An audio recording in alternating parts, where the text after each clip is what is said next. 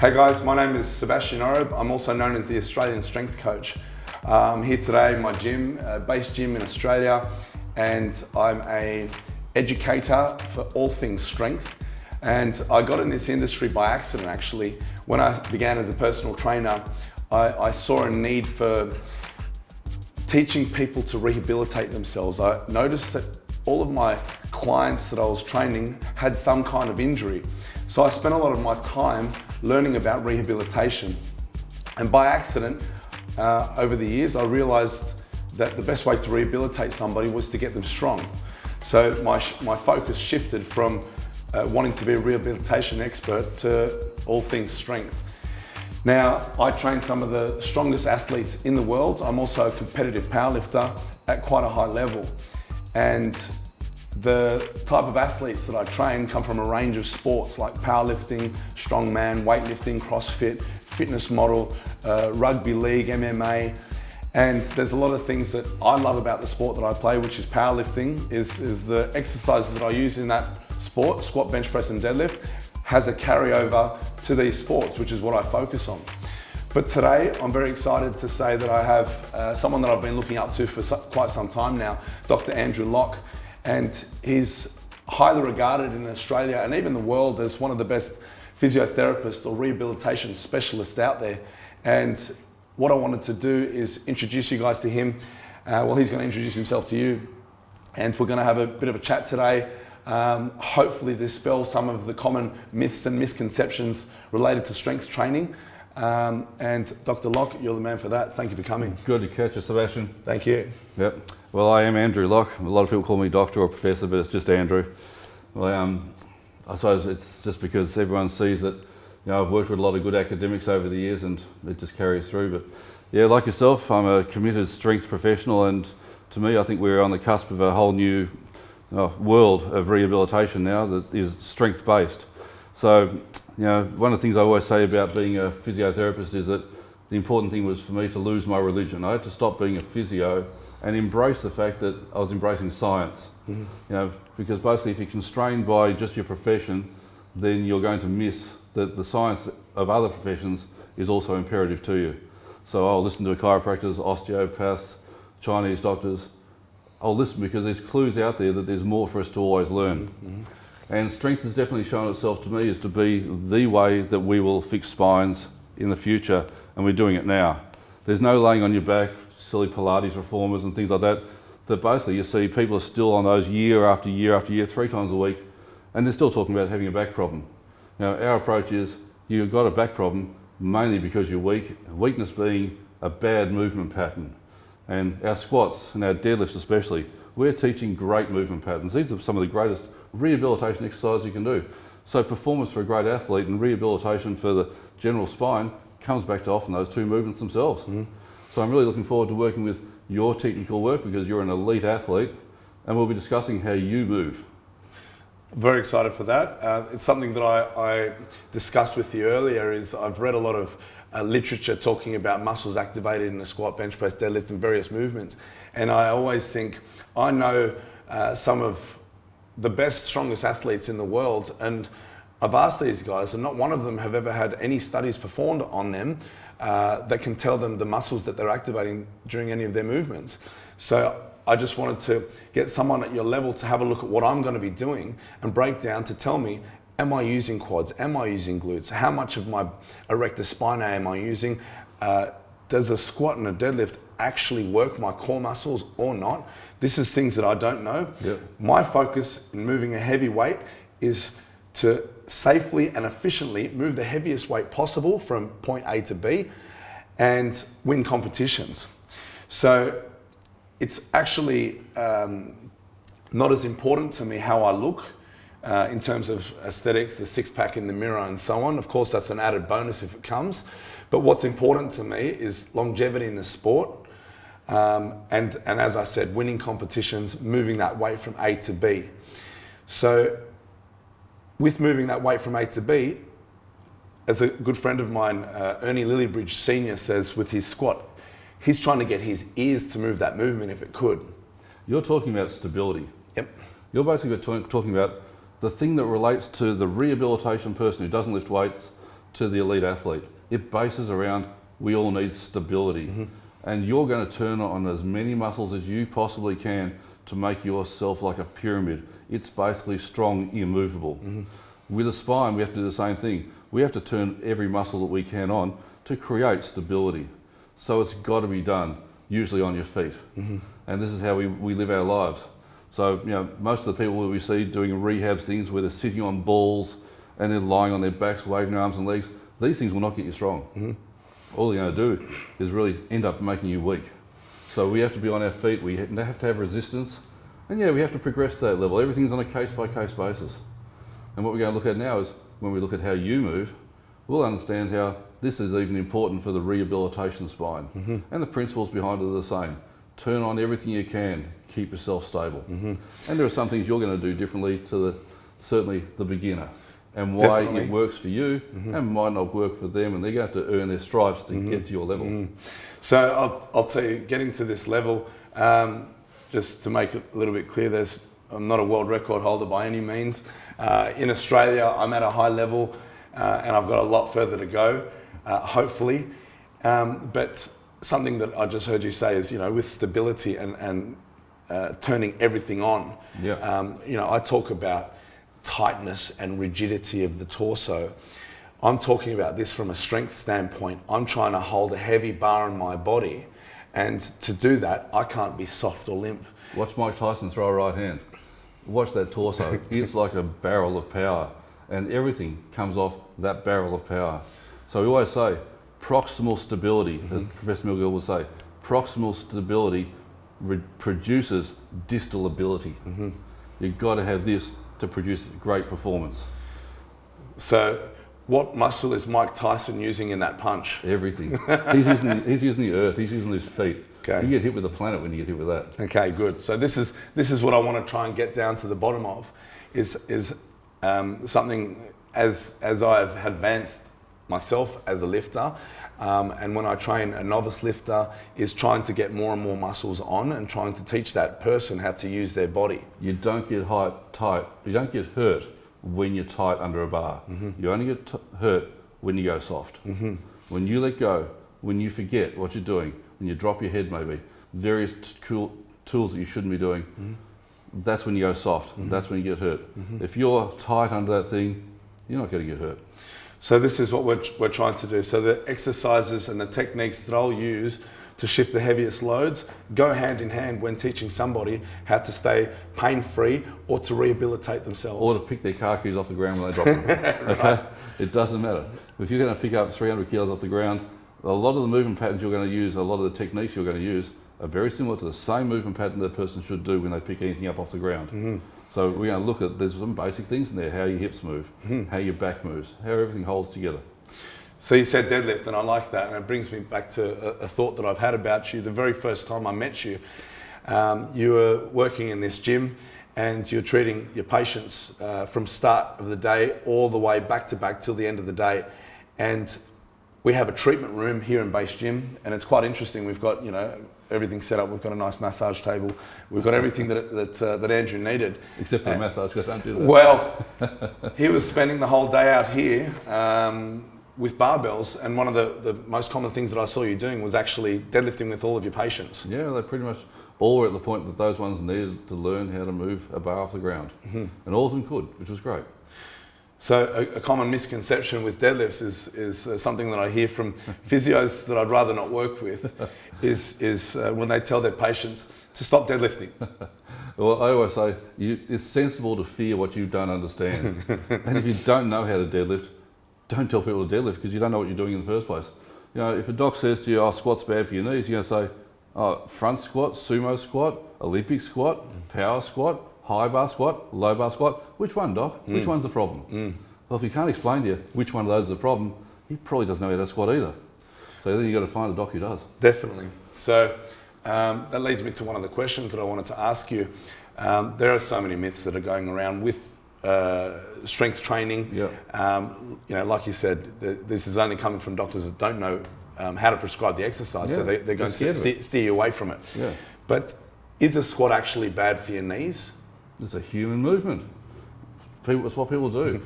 we tend to even state that, in the third world, you tend to find there's less knee surgeries or knee replacements, hip replacements, nose places than you would get in the first world. Because those people are putting their bodies through their full range of movement. They're squatting, they're getting down for their full range of movement, and they're doing it since they're kids, and they're doing it through to adulthood. We stop. We start sitting in chairs too often, we reduce our movements, and then we find that we've lost those movements. So this is where we get our movements back. So sometimes, as you know, you don't start the person with 100 kilos in their back. You got to say, mate, you got to learn to body weight squat before you actually move. You got to reteach a movement pattern that the person's lost. So being a very functional movement, it's what we're designed to do. Yeah. Are we designed to squat 300 or 400, or more recently, they've just broken the 500 kilo squat barrier? Is that something that is bad for your knees? Oh, certainly not for those people. There comes a point, I think, mechanically, that if you would load yourself spectacularly over decades, that will some structures be able to adapt to that? Some won't. But realistically, we look at spines, we say that spines actually get stronger over the years of weight training. The eminent Professor McGill talks about the fact that he used to get spines from one of the correctional facilities that people have been lifting for 50 years, and that their spines had basically become like whalebone. They were really solid, strong. The end plates had actually almost calcified because of the constant load through them. So the bones adapted to the loading, and that's what the body will do. This is one of the things why we say strength training is what the body needs to get better with, because the simple principle of science, specific adaptation to an imposed demand. If you lay on your back and you wave your arms around and your legs around, or you're sitting on a bouncy ball, what adaptation is that going to place on you that's going to produce a rehab spine? Can't call one. It's not much, not in my world anyway. No. So a squat, fantastic movement. It will create health. I always say you should put every joint in your human body through its full range of motion at least once a day, and that will stop the rust getting in there. So something, the alarm bells raise when you say that. It's something that I'm definitely a culprit of, or of not doing. Is taking certain joints through their full range of motion. I guess it's a little bit about laziness, but you were showing me some of the exercises earlier today to prevent shoulder pain and back pain, and to help me in my squat. We're going to talk a little bit about that today. Sure. Yep. Something that I'm going to go through some of the questions right now that I've had on my mind. That I know certain things can hurt or can be good or bad, but I may not have the exact science behind it, and that's what I'm going to hopefully have you help explain. Sure, we'll work with. Yep. So something that I probably the number one question, or the number one thing that I see raised when regarding deadlifts, is lifting a heavy barbell off the ground while the spine is flexed. Well, this is also known as round back deadlifting. Sure. Now, I wanted to know what your opinion of this was. Is it bad for you? Is it good for you? Is it strong? Is it weak? How would we teach someone how to deadlift? It comes off the principle of saying there's no such thing as a bad exercise. There's only the wrong exercise at the wrong time. So the flexed spine lift is an appropriate thing for an athlete who is at a certain stage of rehabilitation where they can use that, or they're going to have to be rehabbed into it because their skill will require it. You will never set a conventional world record in deadlift with neutral spine. It won't happen. Also, it's not actually mechanically correct to do so. So actually, Paul, I might get you to grab the spine piece over there for me while we chat this one through. So one of the great things about this is it's like becoming a Formula One driver. I always say that if you're going to put a learner driver into a Formula One car, that kid's going to crash straight away. Can't handle the power, doesn't know how it works. Thanks, Paul. This is Super Paul here, physio at Base Gym. So, in a neutral spine, we find that the joints are taking a fair bit of the weight, as well as the front, the discs and the bones. Now, in a neutral spine, you're sharing the weight there. But the biggest surfaces that take the weight bearing are the vertebral bodies and the discs. So if you're going to set a world record and you've trained for it, because this is the major thing, don't get anyone to try and break a world record on the first year of training. No, they can't. You actually have to unload the joints, the facet joints there. You have to come into a position of flexion, so 100% of the weight bearing will come through the spinal column there. That's the structure which will take the weight best. These little joints back here are not going to appreciate having a couple hundred kilos running through them. So that's not a great idea. That's why the position of flat back, even in squat, is an acceptable thing and an important thing when the weight gets really high. So it's safer for the elite athlete to be in that position. So that's when flex spine's appropriate. Okay. Now the person who's got a back problem, I'm not going to do that with. They've got to get out of the back problem, and then we're talking about performance. So remember, we're talking rehab and performance. So rehab, I'm going to teach you to hold your neutral spine, get you to figure out how you know what that's like, get you good at it. Then once you're good at that, and it's going to take months, if not a year, then you're going to learn how to control flexion. And if you want to be a strong man, how are you going to pick an atlas stone off the ground without lumbar flexion? It's not going to happen. Your body's going to contour to the stone. Now, human bodies will not go to ranges in normal movements that they don't have. So your spine does flex. In fact, in evolution, it wants to flex because it wants to conserve energy. But in power, we tend to lock into the muscles to move this. So there's a lot of, I suppose, a lot of discussion around this about how the human body actually naturally does flex anyway from the spine. But that now, in a 21st century situation, is a bad thing for most people who are sitting in posterior pelvic tilt. None of that anterior pelvic tilt rubbish, please. Right? Everyone's sitting like this in posterior pelvic tilt, and then they go to the gym and they decide to do a max set of deadlifts after they've been sitting like this. Well, the disc material's now moved backwards, they're in danger. It's a perfect storm setup. So there's so many things that we can discuss. But yes, for elite athletes, flex spine is where they're going to go to, with often the squat and the deadlift. So when you say an elite athlete, what makes the elite athlete different to a novice lifter when you're talking about why do they qualify that they're allowed to lift with a flex spine compared to a novice lifter? Well, I've got to say the important thing about novice lifters, they all should have coaches. You've got to respect weight training the same way you respect if you want to play tennis at the Australian Open or Wimbledon. You want to play top level golf, you need a coach. Now, do you expect to play in the Australian Open first time you pick up a tennis racket Definitely in a year? No chance. Why are people going out in the gym and saying, okay, let's see how much I can lift without having coaching? It just doesn't make any sense. So reasonably, people must respect and find great coaches, because there's a difference between being coached and being properly coached. There's a lot of people out there who want to be coaches, but they're not great coaches. They haven't paid their dues like we have in the gym over years and years to become good coaches. So the important thing is for a person who wants to become strong and powerful, you've got to find someone who actually is experienced in getting people strong and powerful. There. Yeah, and take you to the top level. So back to the round back deadlifting or loading the spine under flexion. Is there a limit that we have when loading the spine under flexion? Well, how flexed can that spine get? It will much depend on every individual's biomechanics. So it's going to depend upon their hip socket depth. It's going to depend upon the way the acetabulum faces. It's going to depend upon their own spinal makeup. So it's going to depend on case by case basis. Once again, that's where the great coach comes in. So there's no recipe. It's got to be under the eye of the right coach and saying, okay, we've tested you. This is how you look. This is what's going to be best for you.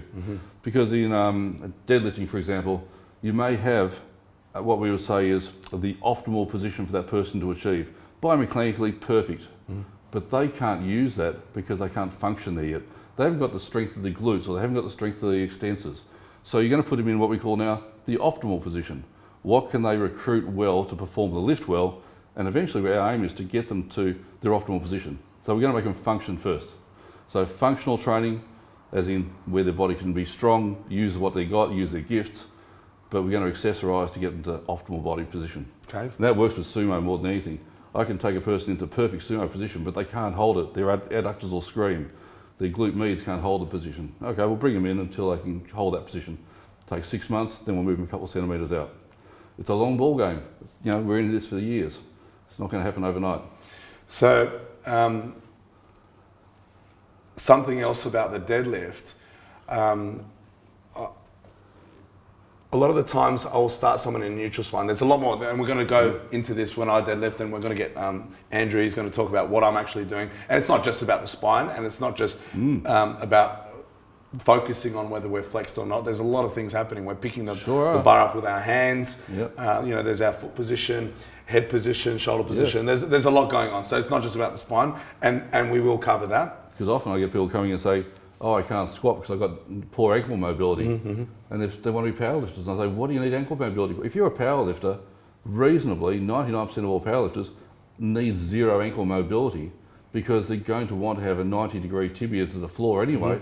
It doesn't need to move forward. It shouldn't move forward, on 99% of people. But you're always going to find someone whose movement does come forward and it's appropriate for them, and that's their personal biomechanics. But we're not Olympic lifters then. Olympic lifters need ankle mobility. They're not going to get to the ground and get their butt between their heels unless they've got ankle mobility. So once again, it's what does that person require to perform their sport. So we're talking the squat, especially today, powerlifting style. We're not going to be doing Olympic squats today. But if we have to, I probably wouldn't be able to if I tried. So that's something that my mobility doesn't allow me to get in the perfect position of an Olympic lifter. That's right. So their requirements is they've got different mobility requirements to us. So back to the squats and the deadlifts. Core activation. How much abdominal musculature are we using to perform a squat and a deadlift? Well, once again, that's the beauty, because there are people who are going to be activating, there are people who are going to not activate them and they'll fall over. So there are some uneducated coaches who will tend to say the words, oh, I only need to deadlift and squat for my abs. Yeah, maybe you do, but 99% of your clients, they need to do ab work to get to be able to use that. And I'd say even beyond that, if you want success, you need to do specific core ab training. You've got to be able to plank, you've got to be able to side plank, you've got to be able to involve all layers of your abs. And if you learn how to use that corset, you're probably going to be a better lifter. You might be satisfied with the fact that you're breaking a few records, but you could probably be better. So you talk about planks, so these are isometric holds. Yeah, it's what we do when we squat. Correct. So I know that you talk about Dr. Stuart McGill a lot, and I've read some literature of his where he talks about some assessments that he does, where it's front plank, side plank, and even holding horizontal on a back extension machine. For a period of time. Lumbar endurance is one of the biggest factors we have in back problems. Poor lumbar endurance is one of the predictors of future back injury. Do you have an assessment tool that you would use to predict if someone has the right lumbar endurance? Probably would actually often relate that to the sport they're doing. So if I've got an MMA fighter, I might have to use a tool that's actually going to relate to what they're going to do. If I've got a powerlifter, I might have to use a different tool for that one. So it becomes very sport specific. Not a one-size-fits-all approach then? No, whenever it comes in the door, I've got to figure out what it takes for them to do what they do. So I get them to sometimes show me what you do. And when I see what they do, okay, now I know what I've got to do with that to get you better. So, if they've got lateral stability issues that they need to have, we're going to work a lot of lateral stability. Most of our work is forward-backward stability. Okay, that's good. But, if you come out of your forward-backward and you go into lateral, you better be able to hold it. So, if the bar shifts or something happens, what's going to happen? Suddenly when your QLs are loaded, well, they should be able to hold it. So we need stability from everything. So all the lumbar musculature. So I'm pretty sure I know the answer to this question now that you're talking about it's a case-by-case basis, but are there any core exercises that you would consider your go-to or your favourite core exercises for building abdominal strength? Well, I'd love to see the humility that comes with people who have to plank for the first time over years, and they're good lifters, and they know they haven't done anything like it, and you suddenly see them hitting a plank and 30 seconds in, they're shaking everything. And you just know that they're getting by without doing the isometric core work. So I always say, you got to get your planks. There's a famous curl up, which we do, which is a nice abdominal movement as well. But I love the Turkish get up. I think if you can work the get up in, that's one of the greatest ones of all, because you can add resistance to that get up. You can do it either hand you want. So I'll tend to go to get up variations quite often as a progression. And not doing the full get up, I'm just going to do the abdominal component. On the ground, ab component, only stay there. And standing up, that's just the skill. That's the next part. If you've got that in your sport, we'll do the stand-up component. But if you've got weak glutes, I might just get you to the bridge component. Stay into the bridge. So the get up for me is a rehab thing. You just break down and say, this component is yours. We don't need to get you to stand all the way up if you don't do that in your sport. So moving forward from the squat and the deadlift, upper body. So my favourite exercise, there's no mistake. Everyone's favourite. Is the bench press. It's the first question that you're asked when you identify that you're a trainee in the gym. What do you bench? What do you bench? So what are your thoughts on a bench for shoulder health? Now, before you talk about your opinion, I use my powerlifting style bench press with an arch to protect my shoulders. And amongst general population, they'd look at it, and the first thing, they're not going to look at my shoulders, they're going to look at the arch position that I'm using. So before we talk about the shoulder health, we know what my go-to exercise is. Can you please tell me your opinion on my arch in a bench press? It's interesting when you bring that in the context where we've been talking about flexed lumbar spines. Everyone's going, hey, you've got to stay neutral lumbar spine, you've got to get the arch and keep that arch there. But suddenly you put it into a bench press and everyone says, don't do that. Well, what's happening? Why are you suddenly changing your opinion about this thing that you're telling me I've got to hold this position here, but I'm not supposed to hold it when I'm going to bench? So the interesting thought is the arch is very protective of the lumbar spine. Now, of course, if you've got an injury at that time, it's a different situation because you might not handle the compression that is produced by creating the arch. If you're healthy, the compression is stabilising you. So we're talking about healthy people at that point. So the arch, as I said, if you go anywhere in the world, in the ancient world, in Europe, you can always tell where the ancient Greek culture's been because there's lots of straight lines and lots of columns. Because you can't have columns far apart with a straight line or it falls apart. You get the Romans brought the arch in, which meant you could bring the load a lot wider apart. And then you get the dome. With the arch, we're doing the same thing. It becomes more stable the more pressure you put onto your arch. So if you get that arch really solid, nice and great, and you're putting a lot of pressure into it, the arch creates more stability for you to be able to press from. So a stable arch, major thing, it's a lot of activation, a lot of lats in there, because the lats are also a lumbar extensor if you do it correctly. If you can hook in from your shoulders, from your glenos, you bring your, basically you bring what is now an origin to insertion contraction rather than insertion to origin contraction. And that'll give you the stability that's happening there. So yeah, the arch itself in the bench press, incredibly protective. Now, it does load up the facet joints, but not spectacularly. And in the right person at the right time, that's super safe. So the general rule is the arch is going to be the best protective thing you will do, and it will help you transmit the forces that you will then be able to bench better with. So that's great. That's kind of not along the exact same lines and probably not as intelligently explained as yourself, but it's definitely a protective mechanism for myself, but mainly for my shoulders. So the way I believe the arch is it puts my whole spine into an extension position, which assists me in retracting my scapula, which positions the scapula in the right angle to move a heavy barbell. So an interesting thought from that is we're actually going to be using the lats a lot of the time to create the arch. So there's strange people out there, some who even have PhDs, who say, oh, you don't use your lats when you bench press. I reckon they must have got a homeschooling PhD for that one. So it just doesn't make sense. Because we have agonists and antagonists. If you contract your bicep, the tricep isn't relaxing, it's activating to keep the joint stable. So when you're pressing, yes, you're using your pecs and your front delt and your triceps, but your posterior delt's activating, your lats are activating, your rotator cuff is activating, everything's co-activating, turning on. Now in the novice, they're not aware of those muscles activating, they're working very much on their primary pushes, their agonists. But on an elite, on a performer who's trained a lot, they use a co-activation strategy. You'll turn your lats on because you're going to increase your stability, so you co-contract, which is a skill that is a crossover. Regarding shoulder health, so my primary objective is to bench press the biggest weight possible for competition. I think that's everybody's goal and dream. Even if you're not competitive, you still want to have a big bench press. But in order to do that, I believe that I need to have healthy shoulder joints and I need to be pain-free to be able to get that bench press number up as high as possible. Now, what I do, my approach is to, within my programming, is to structure the programming so there's a push-pull ratio of 1:1. And I'll add in some external rotators. My rationale to this is my main pushing muscles, which pecs, are internal rotators of the shoulder joint. My main pulling muscles in my lats are also internal rotators of the shoulder joint. So I've been brought up on the belief that creating a structurally balanced physique is very good for joint health. And it is, and that's a fantastic approach. 1:1 is pretty much the same routine that I've developed as well. I mean, independent of each other. We've come up, what we've seen now says, you want to be basically functional without getting injuries, you got to go 1:1. So I used to say to a client, for every bench you do, you got to do a pull. For every push, it's a pull, just like you got a 1:1 ratio. And then you're right, your target intellectually, okay, strong internal rotators, got to balance. How do we find our external rotators? We're going to include those as well.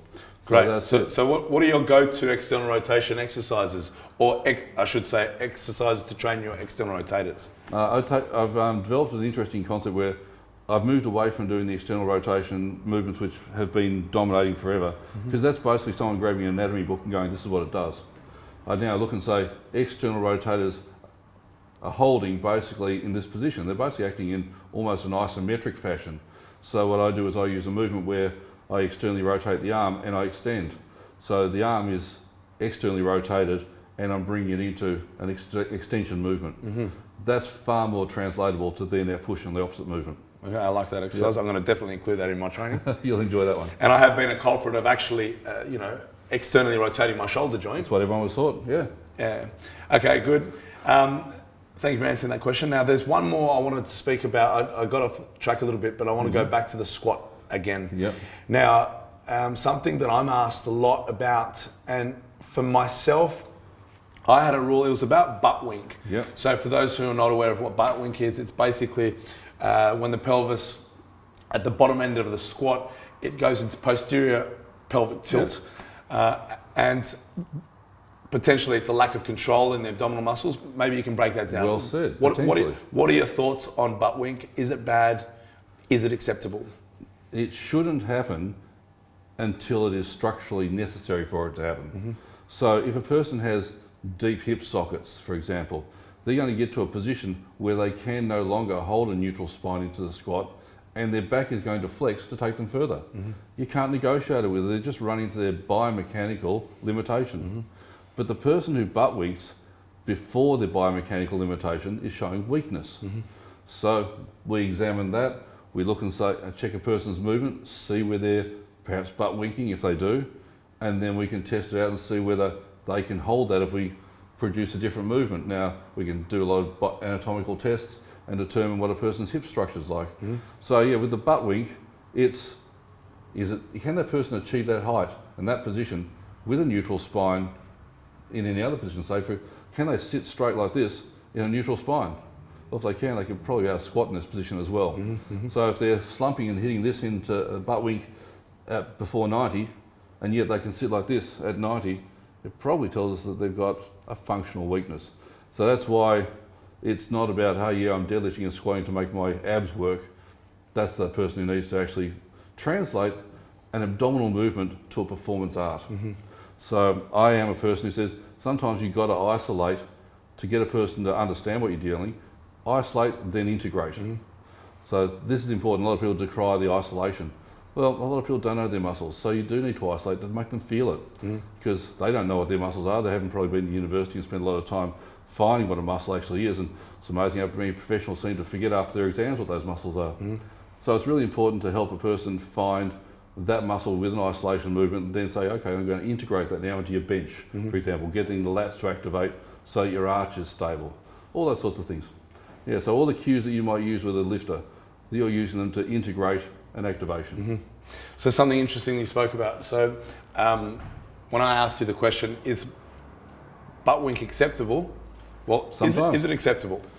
So comparing, so the main reason why people would steer away from butt wink is because it forces the spine into flexion under load. Is that a bad thing? Now the perfect point is that a bad thing? Classic word is, it depends.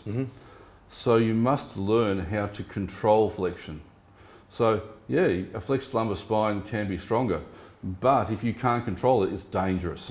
That's your Formula One car. Don't sit a kid into a Formula One car if they can't drive it. Okay, you get your L plates, you get your P plates, you get on the road, you spend some time, you pay your dues, then you're going to go to race school. Now, the same thing happens in powerlifting. You've got to respect powerlifting. You must learn to hold flexion, not just go there. And no one can just go there and say, yeah, look, flexed lumbar spine, and anatomically it's correct if you want. Yeah, but every time I lift the bar off the ground, I start bending more. You can't control it. So I have a rule, if you can't control it, you can't lift it. Only control what you can lift.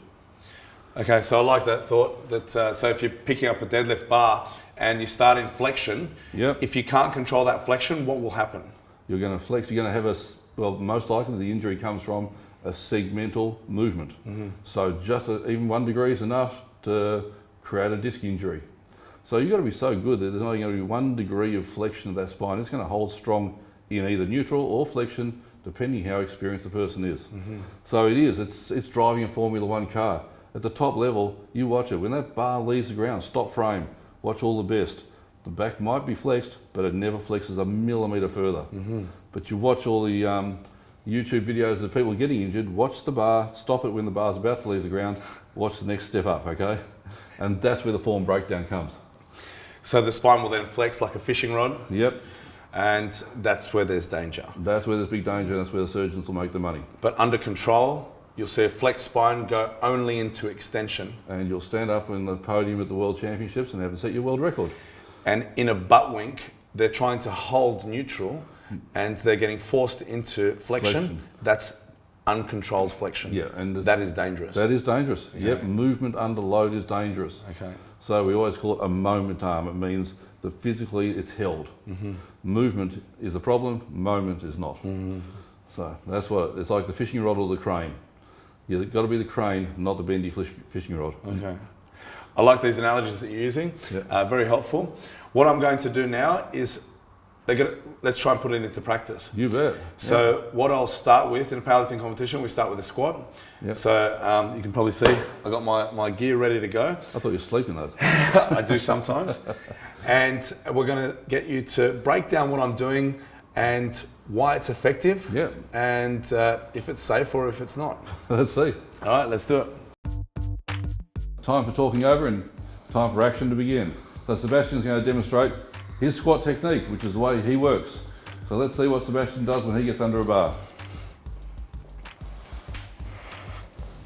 So Sebastian's getting the bar, low bar. Low bar means closer to his axis of rotation. Decreases the distance, increases his load ability. Steps back, sets up a stable base with his feet, toes pointing where they want to point. Drives the knees over the toes. Thigh line's perfect. Upper body stable. The breathing, the tension of the abs, it's like a barrel. It's brilliant. So like a strong building, built from the ground up. Strong foot position, driving the hips back, big brace. Arm position, where his mobility currently allows him to be strong and close. Resting the bar on his rear delts. Bring it to low bar, not high bar, because it brings it closer to his axis of rotation. All the thing it takes to produce a strong lift. Thank you. On to the next set now, Sebastian. And I expect what we'll see is basically a carbon copy of the previous sets. We should see technique looks identical. As we move between sets, you're going to see someone who's performed thousands and thousands of reps, basically going to look the same, just with more weight. Let's have a look, Sebastian. Thank you. Once again, setting up that nice low bar position. Getting the feet nice and stable before on the lift out. Arm position's good. All right, foot position, perfectly set, braced, ready.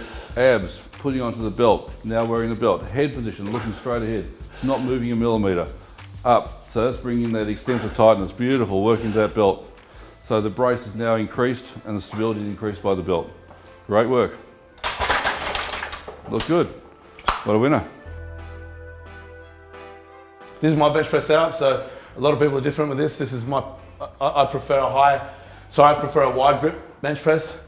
Not everyone does, but like you were discussing before, a lot of the times when I'm training somebody to go wide, we'll start in narrower and gradually strengthen the joint so it can handle. Yep. You got to work with what you got.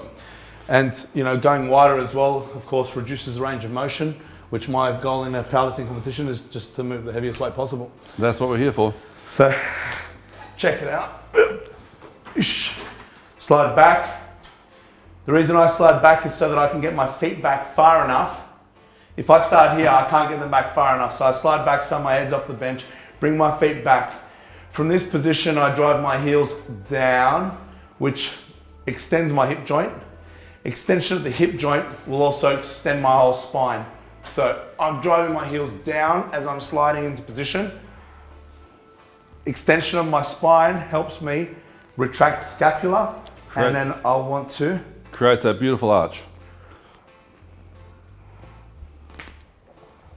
So you can see that the stability is created by the arch that Sebastian has put from his toes all the way to his shoulders. So an arch, as we know, is a much more stable structure than the flat back position. The more stable it is, the more tension he's able to produce on this thing. The more tension Sebastian produces, the greater the weight that's going to be moved with what he's got. So he's created this fantastic base. It's just like a very solid pyramid. Toes, hips, shoulders, retraction, using the lats to get the shoulder blades down. So he's got, not only is he pressing with his agonist muscles, but his antagonists are co-contracting. It's an elite skill, knowing how to turn on opposing muscle groups for stability. And then the press is coming off this awesome stable base. And that's what we're doing. Nice wide grip, decreasing the distance moves. So Doc, are you happy with my arch? I love that arch. I didn't ruin my back just then? Well, you saved it. Great news. Keep it up. Sebastian's going to form just another set for everyone to be able to see how he sets himself up. Classic thing, sliding his body up first, forward, so he can get his feet nicely back underneath him. So he's getting on the ball of his foot initially to start to set the arch. Bring the shoulder blades down. He's going to lift off first so he can get his position after that. Okay, driving the heels in, creating that beautiful arch. The lats are on, pauses there, perfect grip, bars moving exactly in the line that he's creating his best powerful force from. So his traps are also co-contracting with those lats. So everything's stable there. Those triceps are pushing, the front delt's doing the major drive, the pecs involved, everything's working like a symphony orchestra. And that's how it looks. There's no leakage of energy anywhere. You don't see any wobbling. It's all concentrated on the production of a bench press. This is my deadlift. I walk up to the bar so my shins are touching the bar. My stance is where I would stand if I was to jump as high as I could. My hands will then be placed outside of my legs, allowing enough room for my knees to push slightly outwards against the inside of my locked elbows, making sure my elbows remain locked throughout the entire movement. Grabbing the bar, I'll use a mixed grip for this. I bring my bum down, bending into position just enough so I can add quadriceps recruitment to this movement, but not so much that my tibia will move forward in the way of the bar path. I want my shins out of the way of the bar. I pull my shoulder blades into my back pockets, hold my breath, pushing the world away. Drop, bum down, knees out, push the world away. Drop, bum down, knees out, push the world away. And that's how it's done. Time for another set, Sebastian. Right. Let's do it. The plan is always look where Sebastian's feet are. As he said previously, it's the same position he would use as if he was trying to produce the greatest vertical leap he could do.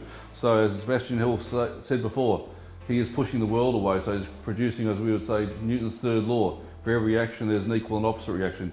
He's pushing the ground with perfectly stable feet position, and it will produce the best vertical lift we can produce. So Sebastian into the lift, putting his hands outside of his knees slightly touching the forearms, and away he goes. Now what we did there is produce a little bit of stability by doing that. Locking the lats in by using the cues of pulling those shoulder blades down. Great hip production. This is all coming through beautifully. Vertical tibia position, strong back position. Basically just producing, as we say, a flexion moment, not a flexion movement. Great strength of the lumbar spine, stabilizing. It's all there. So people often ask me about deadlifting, what weight should they use? It's actually very, very relative. My expectation is when I'm working with spinal rehab work is I'm looking at people once we've got to the deadlift situation, about 50% of body weight to 100% of body weight is for me the rehab stage. So we're doing rehab work when we're working with half a body weight to body weight lifting.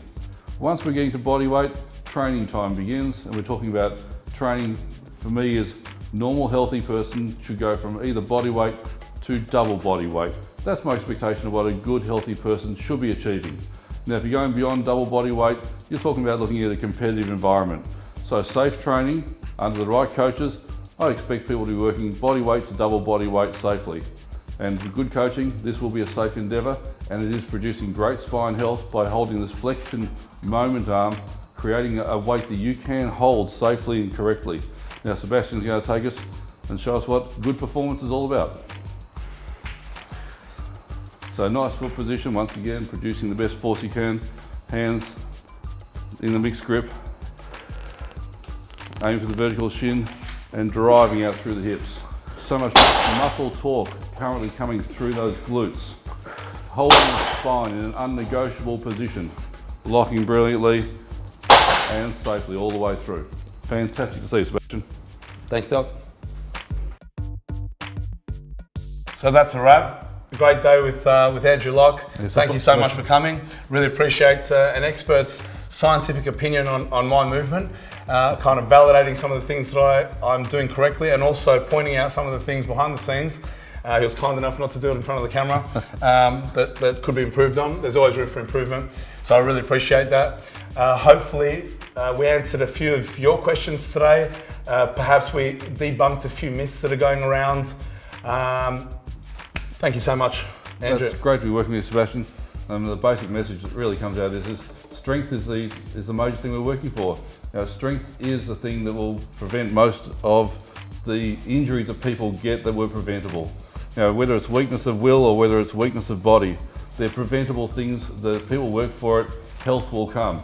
So whether I'm rehabbing a person to come out of injury, strength is going to be a key. And if you've got a lifestyle, strength is always going to help you. And it's going to be the thing that prevents you from having interference to that lifestyle. So strength training is life, and movement patterns are life. The better your movement patterns, the better you're going to live, the better you'll be able to do the goals that you have in life, whether it's sport, family, whatever it takes. So these are the basic lifts that we always are using in gyms. And these basic lifts are the things that are really the things we need great coaching on. So it was great to see you do your work. Thank you so much. Coaching's fantastic. Thank you so much. And if we did need some more coaching from you, where is it that these guys, I'm sure they've got some questions they want answered directly by you. Where can they find you? You can usually just Googling my name, you'll find articles I've written. Facebook, you'll find Functional Strength Rehabilitation's where I work from. And yeah, we look forward to catching up and producing some more work, Sebastian. Likewise, I can't wait. I'll be here.